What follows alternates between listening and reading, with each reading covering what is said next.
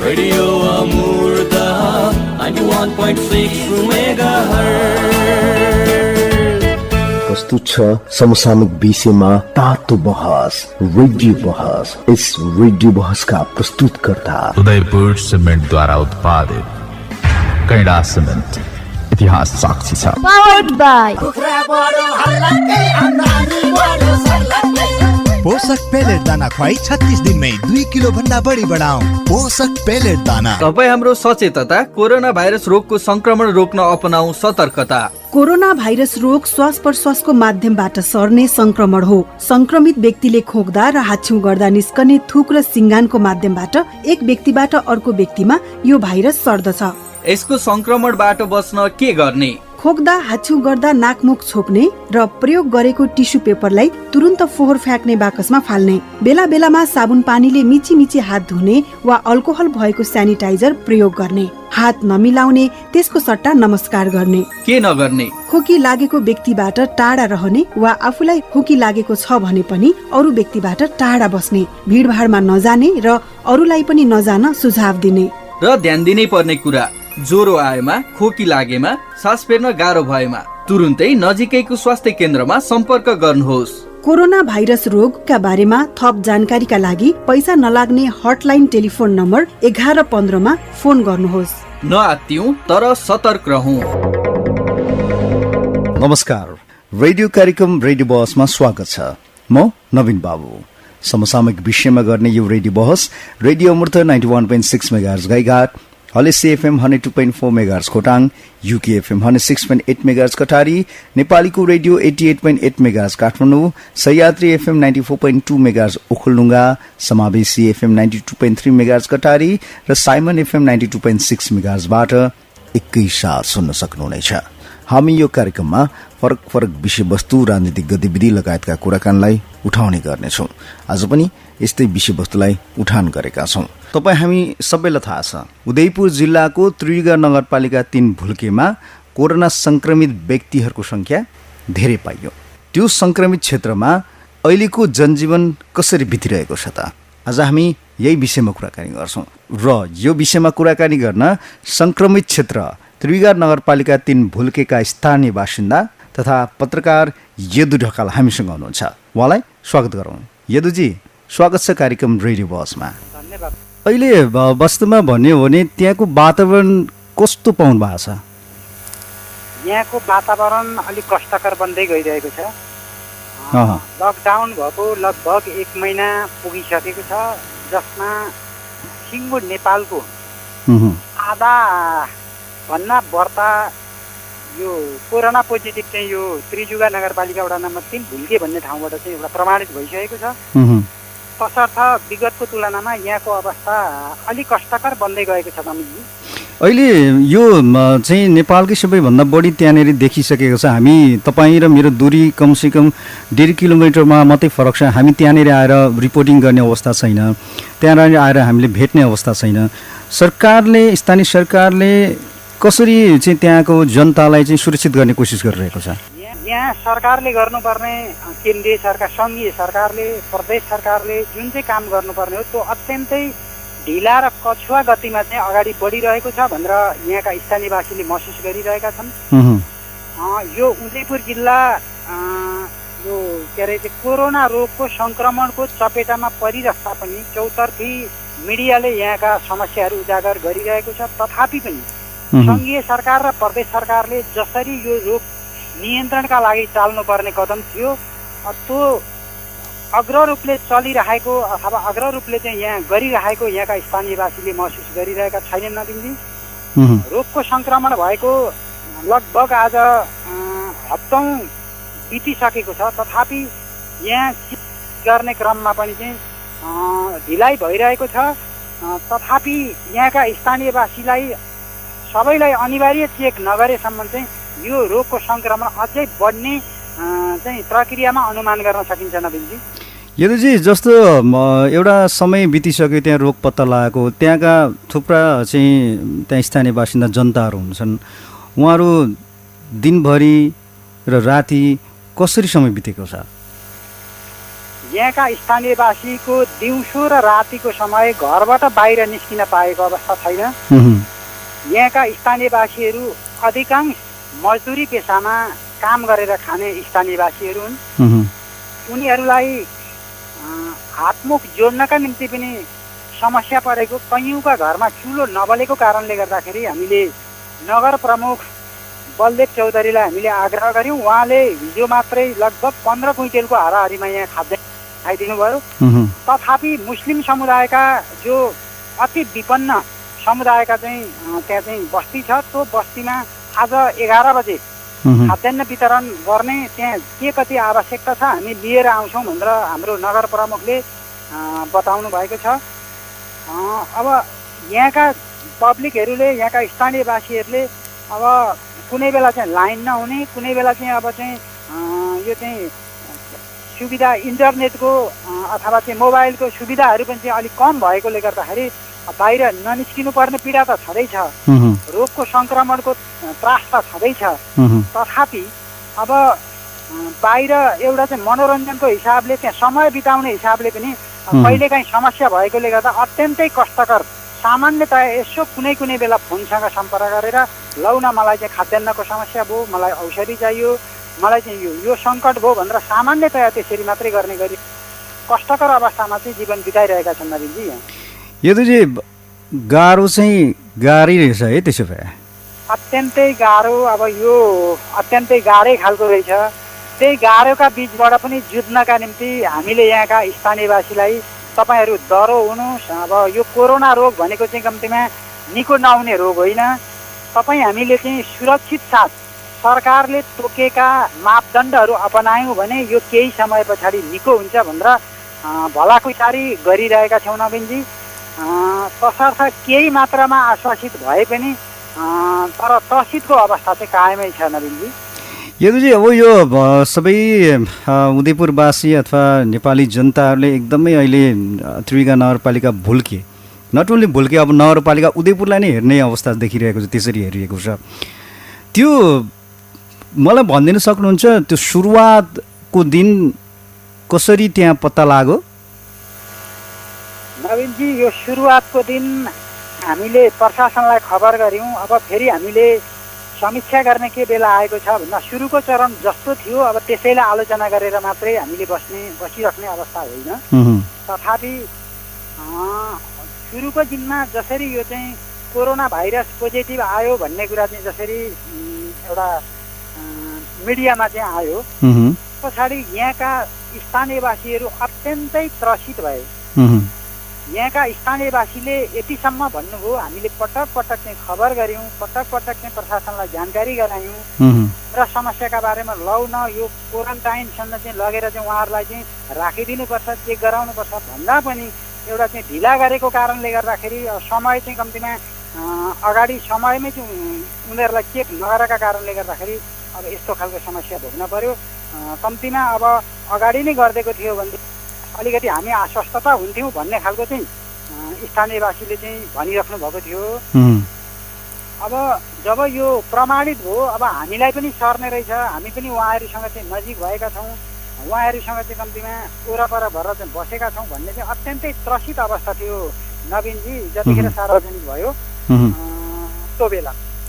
यदि जस्तो समाचारमा आएको छ त्यहाँ सामुदायिक वनले चाहिँ के अरे तपाईँको मास्क बाँड्यो, जसलाई चाहिँ सिलाउन लाग्यो उसैलाई नै सङ्क्रमण भयो भन्ने कुरो छ। त्यो समाचारले पनि एकदमै चाहिँ डर त्रास भएको छ भन्ने छ। यो त्रासलाई कसरी सामना गरिरहनु भएको छ यहाँले? नवीनजी पक्कै पनि तपाईँले भनेको कुरा सत्यता हो। जसले जतिखेर लकडाउनको सुरुवात भयो, कोरोना भाइरसको चाहिँ महामारी चाहिँ कम्तीमा फैलियो भनेर सनसनी मिडियाहरूमा आउने गर्यो। घरबाट बाहिर निस्किने अवस्था नभइसकेपछि भुल्के सामुदायिक समूहले मास्क बनाउने भनेर एउटा सल्लाह गरेछ।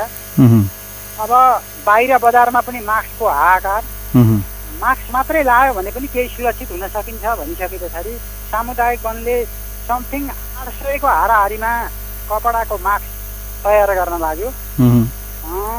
जुन कपडाको मास्क तयार गर्नका निम्ति अहिले सङ्क्रमित भएका यहाँका चाहिँ स्थानीय बासीबाटै सिलाएर चाहिँ हाम्रो सामुदायिक वनको अध्यक्ष र सचिवले प्रत्येक घर घरै दुईवटा दुईवटाका दरले मास्कहरू वितरण गर्नुभयो। अब पछाडि सङ्क्रमित भइसक्यो भनिसके पछाडि अब हामीलाई पनि लाग्ने हो कि अर्कोलाई पनि लाग्ने हो कि भन्ने सवालमा स्थानीयवासीले आफ्ना आफ्ना कुराहरू यताउता चलाउँदाखेरि हामीले के भन्यौँ भन्दाखेरि अब यो मास्क सिलाउँदैमा अथवा चाहिँ 1 दिन 2 दिन अथवा चाहिँ पछाडि सबैलाई सर्ने चिज होइन। त्यही स्थानीय चाहिँ समुदायहरूलाई पनि सबैलाई पोजिटिभ भन्ने चाहिँ देखिएको छैन। तसर्थ तपाईँहरू हामी आत्तिने अवस्था छैन।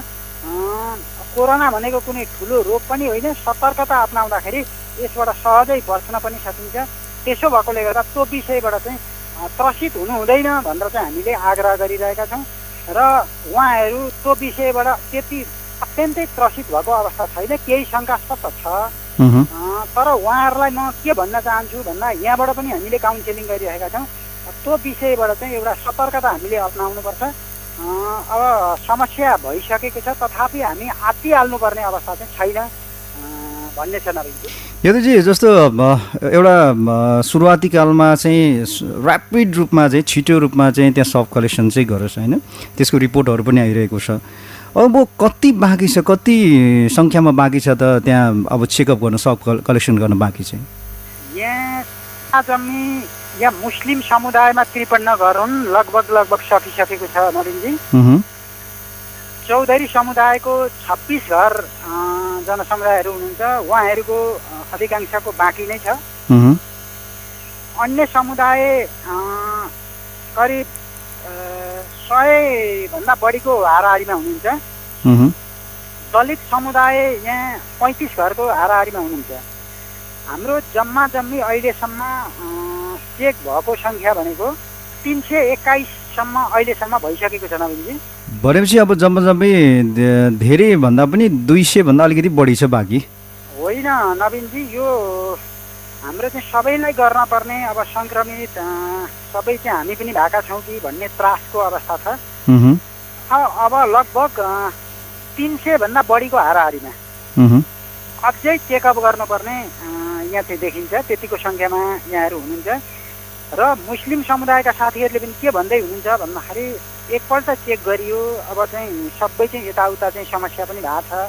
हाम्रो पनि चाहिँ पुनः चेक गरेर अब हामीलाई पनि सङ्क्रमित हुनसक्छ। त्यसो भएकोले गर्दाखेरि अब त्यसो पनि पो गर्नुपर्छ कि पुनः चेक फेरि गराउनुपर्छ कि भन्ने कुरा पनि मुस्लिम समुदायका अगुवाहरूले विषयवस्तुहरू उठान गरिराख्नु भएको छ।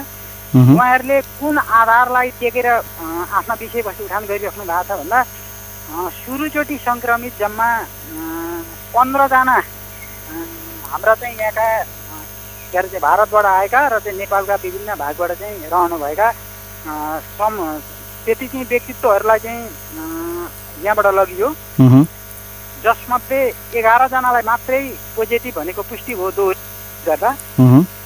त्यस पछाडि भोलिपल्ट पुनः थप 1 जना देखियो। त्यसको 2-3 दिन पछाडि फेरि अर्को जना चाहिँ लाइभ पोजिटिभ देखेर 13 जना पुग्यो नवीनजी। भर्खरै हिजो मात्रै हामीले समाचार सुन्यौँ 16 जना यहाँबाट गएका साथीहरू जो हुनुहुन्थ्यो उहाँहरू 16 जनालाई नै पोजिटिभ चाहिँ देखियो भनेर चाहिँ सञ्चार मिडियाबाट चाहिँ बाहिर आउँदाखेरि अब त्यहाँको स्थानीय मुस्लिम समुदाय गैर मुस्लिम समुदाय सबैले चाहिँ फेरि चाहिँ कम्तीमा सुरुमा नदेखिएको फेरि पनि चाहिँ देखिने रहेछ भन्ने हिसाबले चाहिँ उहाँहरूले चाहिँ भनिराख्नु भएको छ। यदि चाहिँ मलाई एउटा कुरा प्रश्न गरिदिनु, हिजो तपाईँसँग केही छलफल अफ रेकर्डमा हुँदा पनि अफ एयरमा हुँदा पनि भएको थियो, त्यहाँ तपाईँहरूको अन्य गैर मुस्लिम समुदायको चाहिँ दुध उत्पादन त्यहाँनिर राम्रो हुन्छ, त्यसपछि मुस्लिम समुदायको चाहिँ त्यहाँनिर सागसब्जीहरू राम्रो हुन्छ, त्यसलाई कसरी व्यवस्थापन गरिरहनु भएको छ? नवीनजी हामीले उत्पादनको यो राम्रै क्षेत्र हो। जब चाहिँ कोरोना भाइरसको चाहिँ पोजिटिभको सनसनी अब समाचारहरू आउन थाले, यहाँबाट उत्पादित दुध बजारसम्म ल्याउनका निम्ति समस्या भयो। प्रशासनले पनि अब यसलाई चाहिँ लैजान हुँदैन, फेरि चाहिँ सङ्क्रमणको चाहिँ समस्या हुन्छ भनिसके पछाडि यहाँका स्थानीय किसानहरूले उत्पादन गरेको दुध 3-4 दिन अब त्यत्तिकै रह्यो। त्यस पछाडि चाहिँ हामीले नगर प्रमुखसँग चाहिँ सम्पर्क गऱ्यौँ हाम्रो बलदेव दाइसँग। अब के गर्ने, अब कि त यहाँ चाहिँ दुधको चाहिँ व्यवस्थापन गर्न पर्यो अथवा चाहिँ यहाँका स्थानीयवासीहरू त्यही दुध बेचेर भरे चाहिँ चामल ल्याएर खाने समुदायहरू छन्, तिनका निम्ति चाहिँ अब के व्यवस्थापन गर्ने हो भनेर चाहिँ हामीले चाहिँ उहाँहरूसँग जिज्ञासा राख्यौँ। आफ्ना समस्याहरू राख्दा उहाँहरूले भन्नुभयो बाहिर अहिले तत्काल यो समस्याको महामारीमा दुध बाहिर लैजाने अवस्था छैन, तसर्थ त्यहाँका स्थानीय एउटा चाहिँ किसानहरूले उत्पादन गरेका दुध त्यहीँका सर्वसाधारण छन् जो पोसिलो आहारबाट चाहिँ कम्तीमा वञ्चित भएका छन्, उनीहरूलाई चाहिँ तपाईँहरूले सबैलाई चाहिँ निःशुल्क बाँडिदिनुहोस् भन्नुभयो। त्यस पछाडि हामीले सबैको दुध कलेक्सन गरेर उत्पादित दुध कलेक्सन गरेर सर्वसाधारण जो पौष्टिक आहारबाट चाहिँ वञ्चित भएका स्थानीयवासीहरू छन् उहाँहरूलाई चाहिँ हामीले वितरण गरिरहेका छौँ नवीनजी। अहिले एकदमै राम्रो कार्य गर्नु भएको छ यदुजी। अब चाहिँ दिनचर्या पनि एकदमै तपाईँहरूको कष्टकर अथवा भनौँ बितिरहेको अवस्थामा छ। यो अवस्थामा स्थानीय सरकार अनि आएर चाहिँ प्रदेश सरकार केन्द्र सरकारले चाहिँ अहिले र आजैबाट चाहिँ के गर्नु पर्थ्यो जस्तो लाग्छ यहाँलाई? सबैभन्दा पहिले त यो सङ्क्रमण रोक्नका निम्ति केन्द्रीय सरकार अथवा प्रदेश सरकार वा स्थानीय सरकारको पहलमा पिसिआर टेस्ट गर्न अति जरुरत छ पहिलो नम्बरमा। दोस्रो नम्बरमा समुदायलाई चाहिँ खाद्यान्न औषधि उपचार दीर्घ रोगीहरू अत्यन्त धेरै छन् नवीनजी यहाँ, उनीहरूलाई खाद्यान्नको चाहिँ व्यवस्था मिलाउन जरुरत छ। हामीले के पनि देखेका छौँ भन्दाखेरि पुरै नेपालको उदयपुर जिल्लाको यो त्रिजुगा नगरपालिकामा 50% भन्दा बढी को रोगको सङ्क्रमणको चपेटा छ। तर केन्द्रीय सरकार र प्रदेश सरकार सुनेका त छौँ, हामीले जिल्लालाई सिल गर्यो, योजना हामी ल्याउँछौँ भन्ने त हामीले सुनेका छौँ, तर व्यवहारमा पुष्टि भएको अवस्था यहाँ चाहिँ स्थानीयवासीले राहत पाएको, स्थानीयवासीले महसुस गरेको अवस्था छैन। तसर्थ केन्द्रीय सरकारको ध्यान यो कोरोना भाइरस नियन्त्रण गर्नेतर्फ व्यवस्थापकीय हिसाबले छिटोभन्दा छिटो जान जरुरत छ। प्रदेश सरकारले यो जिल्लालाई सिल मात्रै गरेर भएन, सिल गरिसकेपछि यो भित्र अब अति आवश्यक चिजहरू के स्थापन गर्नुपर्ने त्यो विषयमा जान जरुरत छ। स्थानीय सरकारले त्यो विषयलाई कार्यान्वयन गर्नका निम्ति पहल कदमी लिन र माथिल्लो निकायलाई चाहिँ तुरुन्त काम गर्नका निम्ति चाहिँ अत्यन्त चाहिँ कम्तीमा चाहिँ सकारात्मक ढङ्गले छिटोभन्दा छिटो चाहिँ लाग्नुपर्ने जरुरत छ। यदि प्रदेश सरकार र चाहिँ केन्द्रीय सरकारले ढिला गरे पनि स्थानीय सरकारले आफ्नो स्रोत र साधनबाट पनि यहाँको व्यवस्थापन गर्नका निम्ति रोग नियन्त्रणका निम्ति प्रभावकारी रूपले चाहिँ अगाडि बढाउनका निम्ति अति जरुरी देखिन्छ नवीनजी। हस् यदुजी, यहाँलाई धेरै धेरै धन्यवाद। सुरक्षित रहनुहोला, हामीलाई जानकारी गराइदिनु भयो, यहाँसँग हामी एकदमै सम्पर्कमा रहनेछौँ। यहाँलाई मुरी मुरी धन्यवाद। धन्यवाद नवीनजी। हामीलाई यहाँको पीडाका स्थानीयको तर्फबाट यहाँका सम्पूर्ण गतिविधिहरू तपाईँको सञ्चार माध्यमबाट सम्पूर्ण चाहिँ जनसमुदायलाई राख्न भएकोमा तपाईँहरूलाई पनि धन्यवाद दिन चाहन्छु। उहाँ हुनुहुन्थ्यो त्रियुगा नगरपालिका 3 भुल्केका स्थानीय बासिन्दा तथा पत्रकार यदु रखाल। सङ्क्रमित क्षेत्रमा कसरी जनजीवन चलिरहेको छ र त्यहाँनेरि सरकारले कसरी सेवा दिइरहेको छ भन्ने बारेमा हामीसँग कुराकानी गर्दै हुनुहुन्थ्यो। अब लागौँ प्रदेश सरकार अथवा प्रदेशले कसरी यो कोरोना सङ्क्रमणलाई रोक्ने प्रयास गरिरहेको छ, प्रदेशको प्रयासहरू कसरी अगाडि बढिरहेको छ भन्ने बारेमा र यो विषयमा कुराकानी गर्न 1 नम्बर प्रदेशका प्रदेश सदस्य विमल कार्की हामीसँग हुनुहुन्छ। उहाँलाई स्वागत गरौँ। मान्यज्यू, स्वागत छ कार्यक्रम रेडियो बहसमा। धन्यवाद मनिजी। अहिलेको अवस्थामा यहाँहरूकोबाट प्रदेशबाट उदयपुरलाई सिल मात्रै गर्ने काम भयो हो, यसलाई मध्यनजरले प्रमुख विषयको रूपमा हेर्ने काम अलिक कम भएको हो? त्यस्तो होइन। अब अहिले जिल्लालाई टोटली रूपमा सिल गरिएको छ र यसको अर्थ के हो भने बाहिरका मान्छेहरूलाई पनि उदयपुर जिल्लामा चाहिँ आउन नदिने र उदयपुर जिल्लाका मान्छेलाई बाहिर जान नदिने उद्देश्यले चाहिँ सिल गरिएको हो। र जहाँ जहाँ इफेक्ट जस्तै भुल्के गाउँलाई चाहिँ टोटली त्यहाँ सिल गरिएको छ, त्यसलाई पनि त्यसै हेर्ने, बाहिरका मान्छेलाई पनि त्यो इफेक्टेड टोलमा छिर्न नदिने, त्यहाँको मान्छेलाई बाहिर जान नदिने, उनीहरूलाई चाहिने आवश्यक रसद पानी लगायतका दबाई मेडिकल लगायतका सबै कुराहरू चाहिँ उनीहरूले मागे बमोजिम बाहिरबाट चाहिँ पठाइदिने त्यो काम गरिएको छ। र अब यसरी यसलाई चाहिँ लकडाउनको 100% कार्यान्वयनको परिस्थिति चाहिँ अहिले सिल हो। कतिको सफल छ त यो सिल चाहिँ, यो सिल डाउन हुनु अथवा सिल कतिको सफल छ त? अब हामीले बाहिरबाट हेर्ने कुरा एउटा होला, तर मेडिकल परिभाषाले हेर्दाखेरि अब अहिले एकदम उपयुक्त छ र 100% सफल छ भन्ने कुरा चाहिँ प्राविधिकहरूले भनिरहनु भएको छ। तर मानिज्यू त्यो क्षेत्रको जनता त निकै नाजुक अथवा भनौँ अहिलेको अवस्थाले हेर्ने एउटा त्रासपूर्ण कष्टकर चाहिँ जीवन जिइरहेको जस्तो हामीले पनि अनुभव गरेका छौँ। त्यहाँका स्थानीय बासिन्दा त्यही भन्छ। यहाँले महसुस गर्नुभएको छ यो कुरालाई? त्यो एकदमै त्यो तपाईँले भनेको सही कुरा हो नवीनजी, किनभने अब हामीले त अहिलेको टेक्नोलोजीको विकास सँगसँगै सबै संसारभरिका समाचारहरू हेरिरहेका छौँ। अब इटालीमा चाहिँ हताहती मान्छे मरेको अवस्था समस्या सुनेका छौँ, अमेरिकामा मान्छे मरेको समस्या सुनेका छौँ, बाँकी युरोपमा मान्छे मरेको समस्या सुनेका छौँ, इन्डियामा मान्छे मरेको समस्या सुनेका छौँ। र त्यो हिसाबले जुन ढङ्गले ऱ्यापिडली सुरुमा चाहिँ 8जना, त्यसपछि 12जना, अनि 13जना, अनि 24जना, अनि 30जना अब यसरी बढेको जुन देखिएको छ बाहिरबाट, ल भनेपछि अब यता पनि चाहिँ पुरै अब यो देखन लागे जस्तो, हैया लागे जस्तो, पहिला मरे जस्तो चाहिँ अब स्थिति आउने भयो भन्ने जुन एउटा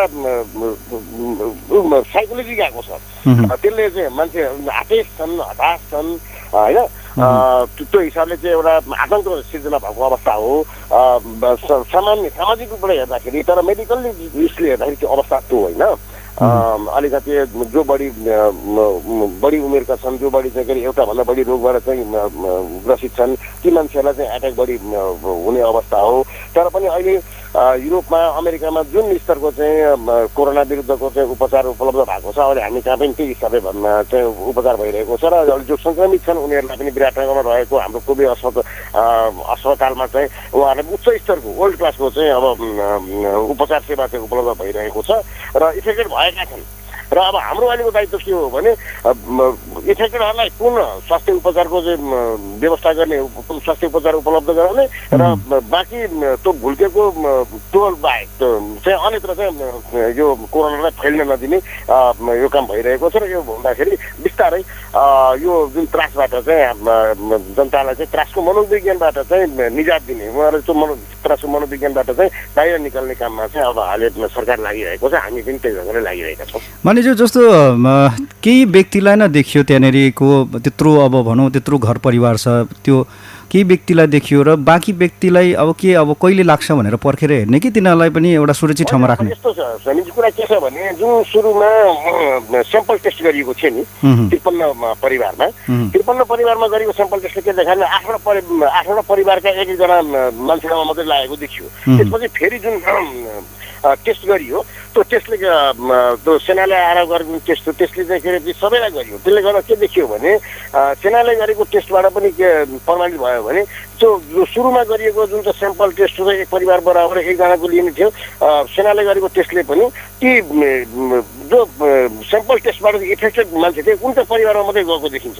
भनेपछि अहिलेसम्म पनि के भुल्केको अवस्था के हो भन्दा ती सङ्क्रमित 8वटा परिवार भन्दा बाहिरका मान्छेलाई चाहिँ अहिले कोरोना लागेको अवस्था छैन। र त्योमा पनि त्यहाँका गाउँलेहरू चाहिँ अत्यन्तै सतर्क भएर चाहिँ ती जो इफेक्टेड सङ्क्रमित परिवार हुन् उनीहरूलाई सिलबन्दी गरेर त्यो घरका मान्छेलाई अन्य त्यो छिमेकको घरका मान्छेसँग पनि सामाजिक दूरी कायम गरेर बसेका छन्। र यो स्थिति आयो भने अहिलेसम्मको रिपोर्ट हेर्दाखेरि त्यो अवस्था छ र डराइहाल्नुपर्ने अवस्था छैन। र ती 30जना देखा परेको छ, तर पनि त्यो भुल्केका सबैमा मान्छेमा छैन, निश्चित घरमा मात्रै भएको छ। र यही सतर्कता हामीले अप्नाउँदै गयौँ भने यो भुल्के भन्दा हामी चाहिँ बाहिर यसमा हुन दिने छैनौँ र त्यो ढङ्गले हाम्रो कामहरू चाहिँ भइरहेको छ। त्यस कारणले त्यसो आत्तिहाल्नुपर्ने डराइहाल्नुपर्ने अवस्था छैन।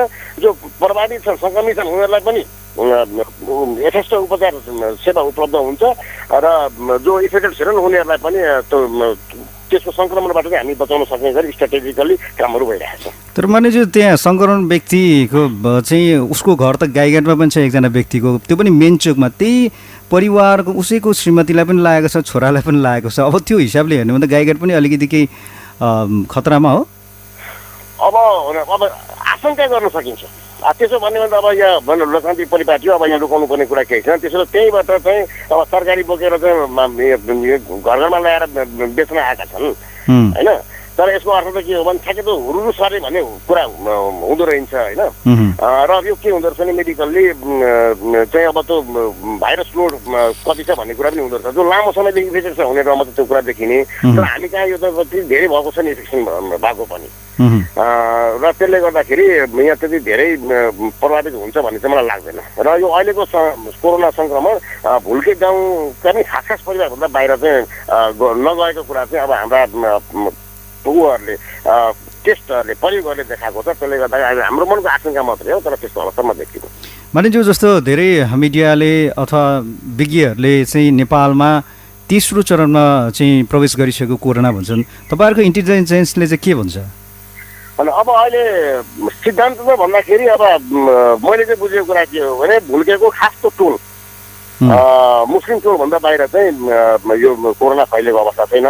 अब सुरुमा जो आए उनीहरूले चाहिँ आफ्नो घर परिवारमा मात्रै दोस्रो चरणमै छ, अहिले तेस्रो चरणमा छैन। र हामी सबैले मिलेर के गर्नुपर्छ भने तेस्रो चरणमा चाहिँ एक्सपान्ड हुन चाहिँ दिन हुँदैन, हामी सबैको दायित्व हो। र त्यसका लागि हामी सबैले आफ्नो ठाउँबाट र आफ्नो लागि भएकोले गर्दाखेरि हामी आफै अब हाम्रा कर्मचारी, हाम्रा सुरक्षाकर्मी, हाम्रा मेडिकल प्राविधिकहरूले गर्ने काम त छँदैछ। त्यो सँगसँगै हामी जनताले पनि आफ्नो अनुशासनका साथ चाहिँ पालना गर्नुपर्ने नियमहरू चाहिँ पूर्ण रूपमा पालना गर्नुपर्छ।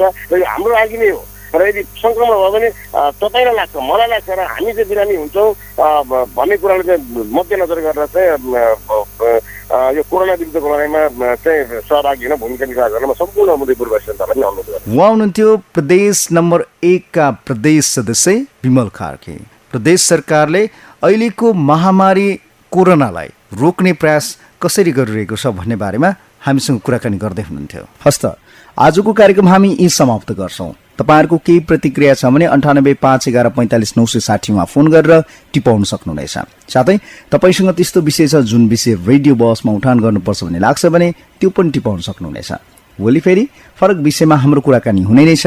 रेडियो सुन्ने तमाम श्रोताप्रति आभार व्यक्त गर्दै नेपालीको रेडियो 88.8 मेगाहर्ज का सन्तोष भट्टराई, हलेसी एफएम 102.4 मेगाहर्ज का विष्णु आभूषण, सहयात्री एफएम 94.2 मेगाहर्ज का जीवन शर्मा र समावेशी एफएम 92.3 मेगाहर्ज का सञ्जु राउत प्रति धन्यवाद व्यक्त गर्दै म नवीन बाबु पनि बिदा माग्दछु।